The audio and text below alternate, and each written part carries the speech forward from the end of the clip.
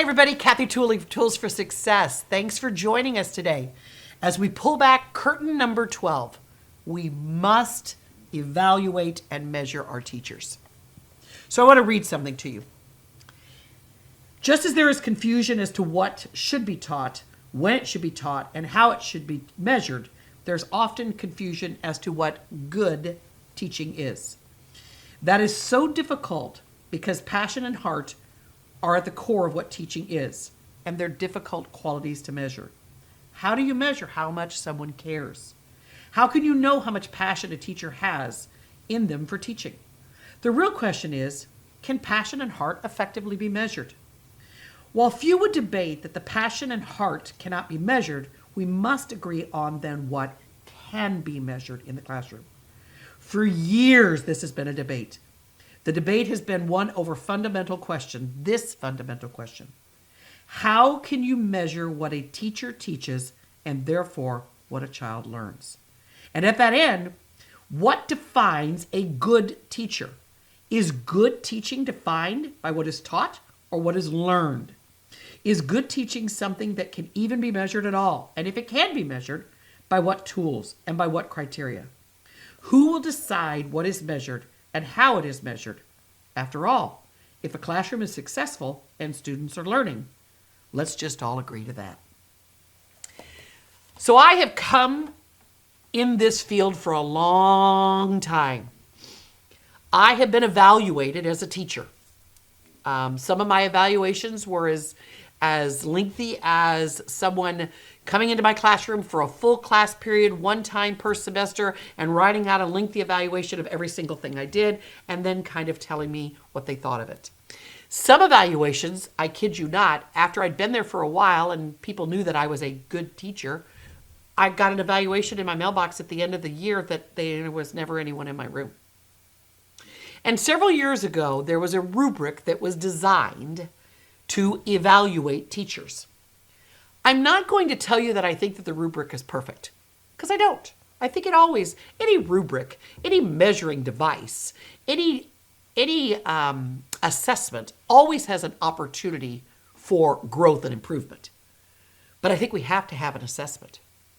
I think we have to have a bare minimum that we measure teachers against. And for years it didn't exist. And it didn't exist because of what I just read a minute ago.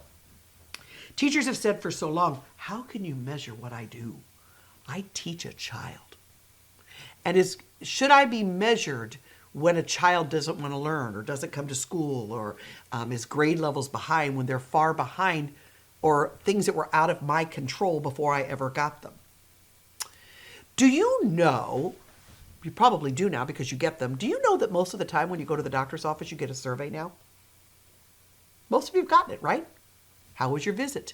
Did your doctor take account to what you needed? Did you feel like you were listened to? Do you know that that's a part of their evaluation? Now, I don't know about you, but I don't often go to my doctor because I'm in a happy, good place and a good mood. I went to my doctor because I'm sick or I'm mad or something's not right. And depending on the doctor visit and what they prescribe, I may or may not be happy. Yet they're still held to that evaluation. Do you know that the last time I was at a grocery store, I got a survey. How was your visit? What did you think of it? There's lots of things out of that grocery clerk's control. He doesn't control the climate in the building. He didn't control the parking lot. He didn't control whether the inflation had now changed the prices of my groceries. Yet his evaluation is going to be reflected on how I felt by experiences that had nothing to do with them. So here's my question. Why is teaching any different? Why for so long have we as teachers sat on our laurels of, you can't evaluate me, I teach children? What makes you so special that every other world, any other person walking this earth is held to some form of evaluation? What makes us so special? So you know what I say from this curtain?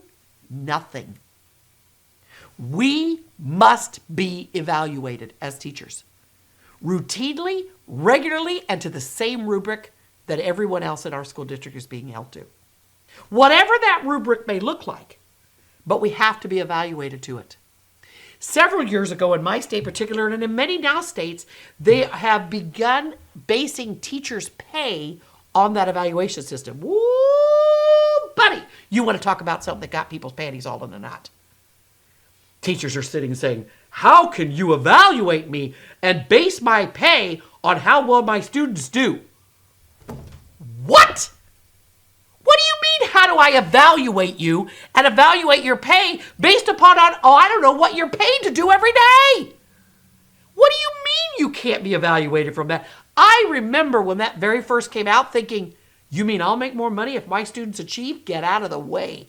Hold my pencil. I'll work even harder now to make sure my students get it.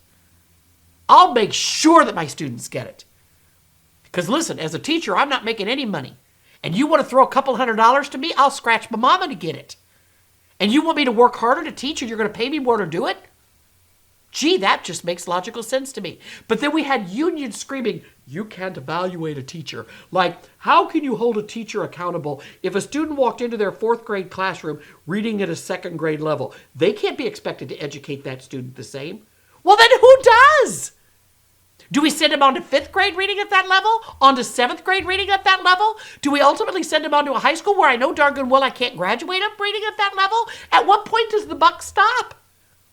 And with no evaluation, the answer is it never does. I have heard my own colleagues say, I've done everything I can. If she fails, it's on her. And I'm not saying that students don't have a right to fail. They do. Students do have a right to fail. And there are extenuating circumstances that are beyond our control. But to sit back and put our laurels on that as educators and say, then you can't evaluate me, are you crazy? I mean, are you seriously crazy? I don't understand. I don't understand how any human being who is getting a paycheck for doing a job is saying you can't evaluate me for doing that job. And that's exactly what we've said as educators. So here's what I say. Here's a novel concept. Instead of arguing as to whether we should be evaluated or not, why don't we argue about the tool and make sure the tool is the best tool out there? Why don't we take our energy and instead of behaving like 2-year-old children, pouting that mommy is now going to finally evaluate us, why don't we just make sure that the tool is a good tool to be measured? Because every other person working out in the field is looking at this and listening to this video going, y'all didn't have a tool? You weren't measured for years? Yeah, that's true. I will bet you my 20 years in a classroom, I can't think of a single evaluation where I learned anything from it. Not one. Not a one. Nor was I really held accountable to it. Whether 20 students failed my discipline or 200 made no difference to my pay. You go ask a surgeon that killed 200 people and see if he still's got a job. And I know teachers will say, really? You're going to compare a surgeon to teaching? Yeah, the only difference is you're operating on the mind. On the mind. And I'm going to dare say it's a little bit more important.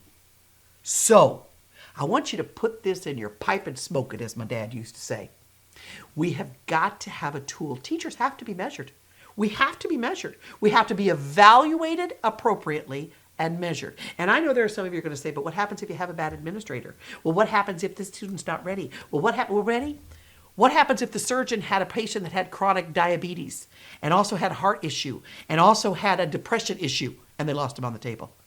Is that parent going to feel equally as okay? Well, yeah, I know my dad did die at surgery. Yeah, but he did have a heart attack. That's true.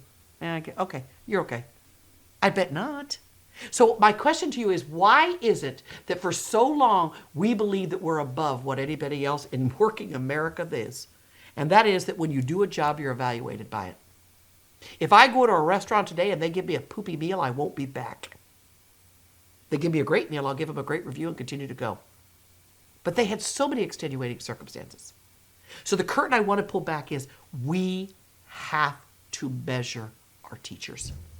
They have to be evaluated. And they have to be held accountable to that evaluation in pay and in no longer remaining in our field.